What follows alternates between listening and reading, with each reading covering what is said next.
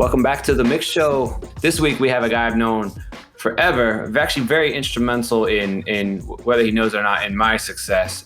And we're excited to have him here on the MICK Show. Jonathan Mannion, what's up, man? Thank you for having me. It's an honor to be here and an honor to contribute to your success.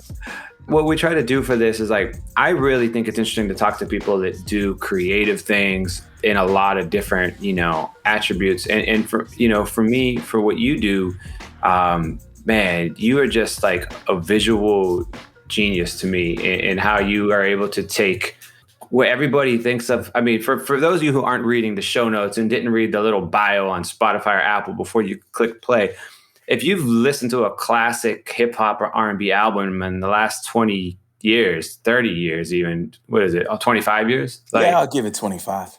You've seen this man's work. And what's so cool, and we'll get into some of your favorite things that you've done, but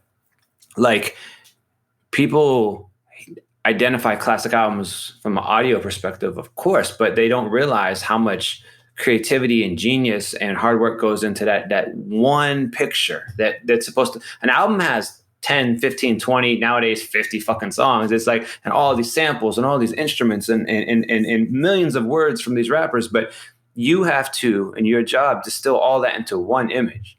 Let's talk about that. How do you do that? Yeah, I mean, I don't think that I walk into a session knowing what the album cover is going to be.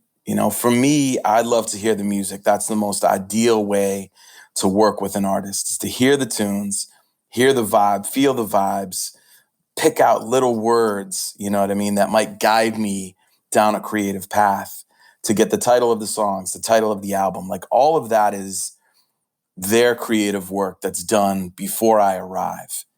But I found in speaking to artists, somehow making the photo and doing the photo shoot with these artists is sort of like the exclamation point. It somehow makes it real when there's an icon, right, to give to it. And that is the album cover. And that's always been my goal, is to attach myself to the music that is forever, because therefore I'm forever. And the icon and the avatar for it is always associated with the music. Do you remember as a kid, before we touch how you started with the album covers, album covers that influenced you as a youth, that made you really, that drew your eye to them? Yeah. My parents were painters, so I grew up looking at light and composition. And so it all was infusing into my soul that when I finally started taking pictures, which is my senior year in college, I was ready to go. But throughout my life, it was looking at albums, like the 33s and 45s and stuff. I remember that feeling, but I never was really looking at the photos that deeply.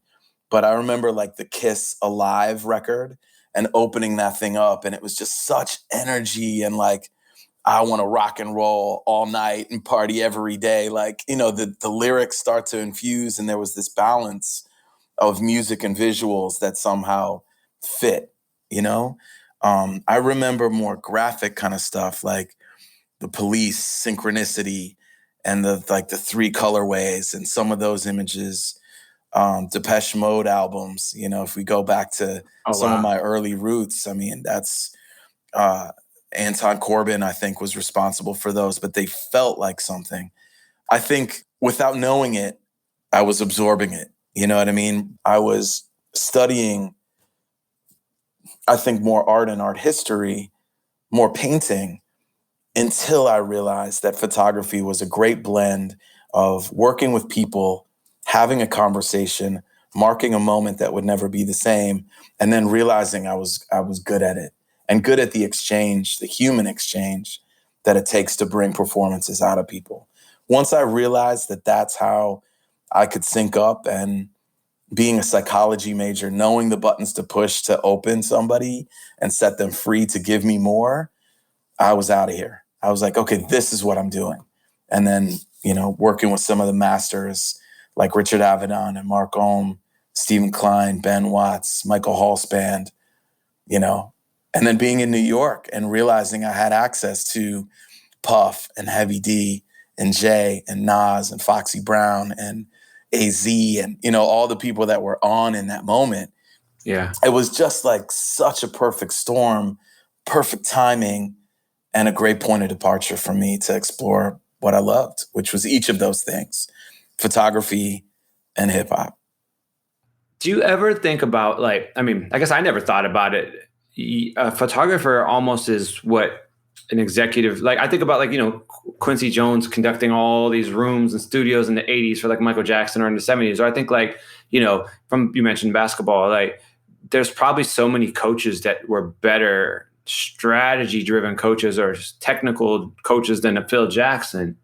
But, he was the mental aspect and the motivation aspect, and getting all the people to be on the same page is equally, if not more valuable than the technical skill. At what point did you realize that you excelled with both the technical skill and the mental emotional components, and that you were able to when were you able to put those together and synthesize where you're like, holy shit, I got this now? Yeah. Yeah. I mean, I do think there is something to be said. Well, I'll say two things. I think mastering your craft, allowing the technical side to be unconscious. Like, you don't really think about, when you're DJing for a massive party with a lot of pressure, like the technical aspects of DJing. You're in the creative flow. I count on those all. I count on the 10,000, 20,000, 100,000 hours to get me through that. You're right. I'm totally on the other side of that. So one thing I learned when I was embarking on my career was that the people that always got the better performances had a full technical understanding. So, like, in my mind, I needed to make my technical understanding and ability an unconscious trait of me as a photographer, because then I could engage with the talent and respond to little things that I kind of saw that maybe weren't part of the plan. If I saw like a piece of light, just like, moving across a wall, it's like, yo, let's run over here real quick. And having the technical ability to respond and being so confident in the ability to translate what I saw in my head to film. Like, you got to remember, when I was shooting, we weren't able to have the cheat sheet of looking at the back of the camera. We always had to know that we had it. So you had to know, and to be so confident with the talent and the art directors and the artists and everybody, the full team, like, yo, we got it, moving on. Let's go get this next one. That's crazy. It's like shooting a game-winning three and just turning around and walking down the court, and without even watching it go in. You just know it's going to go in. Yeah. What was your first moment of photography that was publicly, published, or however you'd want to say it, that made you feel like I'm either I made it or I'm on the path to making it? I think there were stepping stones. Like, if I look at the first picture that I ever had published, it was a picture of, it was small, like on the town, kind of, it was like Ed Lover and Lily from SWV. Wow. Right, in a club. And it was like postage stamp size. But you couldn't tell me that I just didn't shoot the greatest campaign ever of all time, because I was published in New York City in 1993 or 4, whenever, I arrived to New York in 93. So I was really in the clubs, and I was building relationships, and I was, the hand-to-hand combat of shaking hands and waving and kissing babies and stuff. It was like, I was on campaign. I wanted everybody to know that I was coming for the spot, and that I had the ability to tell a different story. I just felt like there was always a chance, because of my passion for the music. And I think that being able to have the dialogue around the music, which moved everybody's soul, got me in and brought my talent to the table. I remember shooting some behind the scenes stuff for Heavy D, who was like, "You're going to be my eyes." And I was like, great, I'll let's do that. That's awesome. Which was an incredible break. And then it was JayZ Reasonable Doubt. It was my first album cover. Like, how did that, like, when that happened, did you know that you would be shooting a top 5 classic hip hop album of all time, potentially a top 25 album of any genre of all time? I mean, to say that exact statement would be probably a stretch, Right. Yeah. but to know that I was working with somebody that instantly I consider the best I'd ever heard, just off of hearing Dead Presidents, the single, like, Yeah. yo, take this single home, just vibe out to it. This is what we're coming with. It's like presidents to represent me. I was like, oh my God, like this guy's gone, like just out of here. And I just love clever people, people that can articulate lyrics in a way that I could never even dream about coming up with. But I do that photographically, Yeah. and I think that that's the appreciation that I have for masters of their craft, of which I would consider you one as well. Like you don't last in this game without really knowing your shit, Yeah. I mean, I know my shit and I love the shit that I know. And I think that's a very hidden combination of like not just knowing it, but like loving it. And when you could put those two together and you could put your brain and your heart together, whatever your creative output is, you're going to give the world your best version of that. Yeah. And I've also done a million things that were, it was more for the heart than for the brain. And sometimes things more for the brain, for the heart. And we've all done things for the wallet in disregard of the brain and the heart. But like the ones that mean the most are the ones where there's that synthesis of both of those. Yeah. Do you think, how many J covers did you do? Just 8. Just 8. So what was your next big thing, like post the J run? What was the thing that set you apart independently where you felt like I could rock out 100% Jonathan Mannion on my own? This is just what I do. I'm not going to be known as just that guy. I'm going to be the guy that does everyone's shit. Look, I think that JayZ was certainly an anchor of my career. Like, oh, you're the guy that did all that Jay stuff. And that one. Oh, and that one. And that one. At the same time, I was still shooting Eminem, Marshall Mathers LP, Eminem Show. I was shooting all Ja Rule stuff. I was like, there was a moment that I'm like, oh, I can cover everybody. Like, I can tell the fullness of the story of hip hop from when I jumped in Reasonable Doubt, which I would mark as a bit of what was before, a different era into this new era. The JayZ Nas, Biggie kind of moment was like 93 was the start of Bad Boy. So that was a marked moment, and then it grew. So like that was sort of a beautiful point of departure to take this journey with the people that are the powerhouses of this industry now. If you look at Puff and Jay and Nas and what they're doing, they're still here. We realized that this could be a career. We could really do this thoroughly and consistently and build out an entire, culture and infrastructure of business that is the dominant force of music today, without question. Who is the artist you've never gotten to work with that you'd always want, could be dead or alive, that you've always wanted to work with? Well, an artist who's left us, Bob Marley, for sure. I mean, it's just, if anybody says, Bob, like, oh yeah, Bob Marley, you know what I mean? Like he's the most famous human being of all time ever, certainly within music, but likely just as a human because of how many worlds he touched and how grounded his vision was and his understanding of himself. So I just feel I would get along well. I'm a big reggae fan, big soca fan, big Caribbean music, sort of lover. So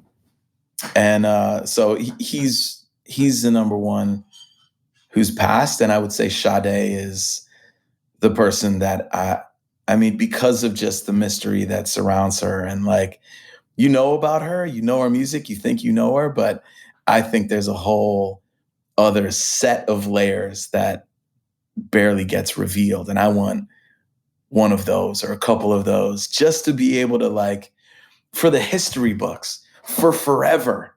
Yeah. I want a moment, and not for now because I want to make merch or do something with, or like, I just want that time, just to feel the vibes, So that's my tie for number one. That's so interesting. I never thought about this, but nowadays where everybody reveals everything about themselves online all the time, especially now visually, you can't, if you're an artist, you have to share yourself visually 25/8, right? Like you really, to stay relevant, you have to have, whether on every platform ever, there's more pictures of you taken in 1 week than a lot of the artists did in the 80s or 90s in a decade, probably, maybe that, and that might even be an understatement. And so I just think about like the mist. Does it make your job harder when you need to photograph somebody who's used to taking their own photos all the time, and they think, versus somebody who was never used to being photographed at all? Or does it make it easier because they're used to being somewhat visual? I think the people that want to sort of control how they're put out there in the world, like it has to be a certain way and it has to be this, and okay, get the shot, like the directors almost of their own identity, because they have to guide this, like typically, a younger crew that's following them around that just has that time to dedicate to one person. I think that's when it becomes a challenge. Like, cool, I'll do that.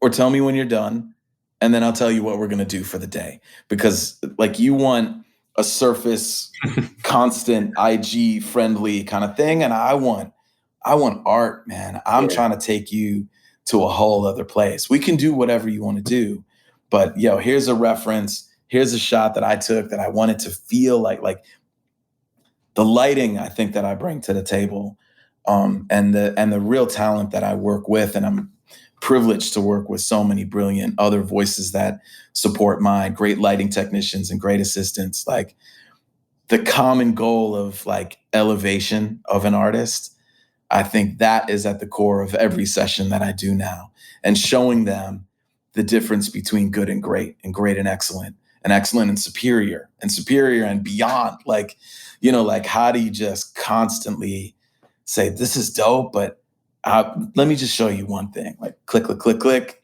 Like, oh my God, I look incredible. This is great. Did you guys see this? Like to get them involved and engaged, and then for them to allow me to do my thing for them, entirely for them. Like I'm along for the ride. Sure, it can go in my portfolio. I love talking about the work that I've done, but I want the next shot. I want the next dance. I want to just do it again. Very, very present in the moment, but then you release it and you let it go. It's like it belongs to the collective memory of the world. And I think that's the exciting thing about what I do, is like making the memory, being present for it in the moment, making it authentic, and then setting it free. So I love that. That resonates in so many different, arenas when I hear you say that, because it just applies to so many different creative outputs. What would you say to a young creative listening to this today, in any genre? It doesn't matter what it is that they do. What would be the number one or like number one and number two things a young creative could be doing in any way? It could be a technical skill, it could be a mental skill, an emotional skill, just to give them a heads up to further their craft. I think the biggest question that I hear from people and young shooters, or just people wanting to break into the industry, is like, how do I get there? Yeah. And I think that's, the like fall 7 times, get up 8 is like a real thing, man. Like you're going to hit the bottom in every category as an artist, I feel, and I think you should. It means you're being too safe if you don't go for it all and you push all in and you believe in yourself and you bet on yourself entirely. So nobody has those answers but you. Everybody can give guidance and accept all of the guidance and all the things and all the pointers, because you're meant to translate all these perspectives, but you have to make the vision clear and you have to make it your own. And I think that's what yields and delivers leaders and, real critical thinkers who are making work that doesn't feel like anybody else's. And I think that's be your own person, visionary, shooter, photographer, painter, fashion designer, like within the arts, and just go for it. Like full go, fail big, fail hard, and then come back and figure out, how to improve upon that, I love that. That's just such a great time to tie into like what I referenced earlier, which was you gave me that exact motivation many years ago when I moved to New York in 2008. For those of you who don't know, Johnson's from Ohio. I'm from Ohio originally as well. We did not know each other in Ohio. Our journeys, while similar, never overlapped, through a chronological standpoint. But when I found out you were from Ohio, and then one day when you came home to Cleveland and I got to meet you, my mind was blown when I discovered what you had done. And then I remember I came into New York one time, and this was a year before I moved here. And you were kind enough we went to lunch, and you were kind enough to find the time. And you just like, you said, I don't remember exact the words that you said, but you were like, you can do it. You should do it. You should do this. You should move here. You've done everything you could do there. Come here, you can do it. And to hear that from somebody who was from where I'm from, loved what I loved, and came here and did it was mind blowing to me. And I was able to take that energy back to home and say, you know what, I gave it my all here for 30 years. It's time for me to move on to the next journey. And it was people like you who did it, that said that exact thing that you just said for our audience to me. And I might still be there, if it wasn't for people like you saying stuff like that. So, sincerely, listen to this man. Like his mojo works. I'm super glad, man. I mean, it's heartwarming to know that some words like stick, and it has for, a lot of people that I offer this to. Like I know what it takes and the bravery it takes to just jump and grow wings on the way down. Like, yo, I'm going for it. Like, I'm all in. Let's go, jump. It's crazy. You feel crazy. You feel like you might not deserve it, or you're not as skilled as the next person.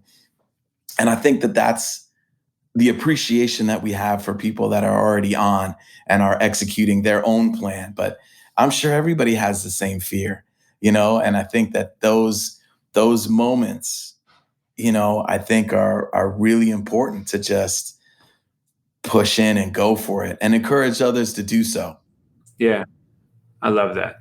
Well, let's talk about, as we get ready to wrap up here, something that you're giving to people. I don't know when it's going to happen, but I know you had mentioned to me there's going to be a book forthcoming eventually where we're going to be able to give people the entire Jonathan Mannion experience as a tangible thing, where people could all the little things we just referenced in the last half hour, they're going to be able to see it all in one environment. Yeah. Can we talk about that?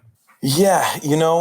Going through 25, 28 almost years of images, with the depth of each session being thousands of photos, it's a daunting task. And, I always wanted it to be one vision, one clear thought, and the really more how I think, like how I process and how I get into, process information, how I get into doing an album cover or a photo shoot. I want to bring that same sensibility to laying this out.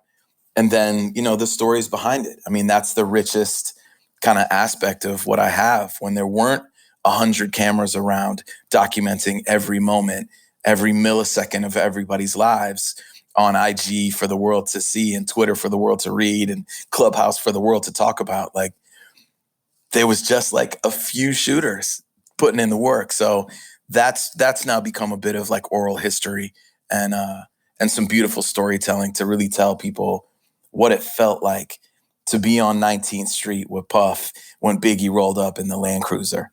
Like what the feeling, man, and those sensibilities, I think people will be really excited to hear about. I mean, the fashions that were happening, I mean, it's all going to kind of come to life through the photos. And one thing I guess I'm most excited about is like the memories that people have around these photos are uniquely their own. Yeah. So like, I'm going to leave the stories out to begin with, but I'm going to figure out a way to infuse them afterwards. So you can have your own moment with each of these powerhouse artists, from Kendrick to J. Cole, and Khaled to Drake, Aaliyah to Left Eye, and then like allow that to be your own moment with your own stories and your own experience with the music. And then if you want to know what happened on set, I'm going to have that for you too. So I love that. It's exciting. I can't wait to see it. And on that note, I think we'll wrap it. Jonathan, man, I appreciate, first of all the years of friendship, all the motivation. Your hair, you guys can't see his hair, but I don't, and I'm sure the picture epic. This won't won't contain these amazing locks. But as a bald man, imagine George Clooney's coloring, Salt and Pepper, you know, sort of Silver Fox, meets The Flock of Seagulls and Robert Smith, but a little more, a little healthier. I think that thing's been teased out, you know, so long that it's, you know, but that's the kind of zone that I'm in right now, you know? I love it, man. Well, appreciate you. Congrats on all the amazing years in this culture, just being the documentarian that you are, and thank you, man. The upcoming book, and on the health and wellness and everything else you got going on. And we appreciate it so much. Oh, man. My pleasure, man. Great sitting with you and being with you tonight.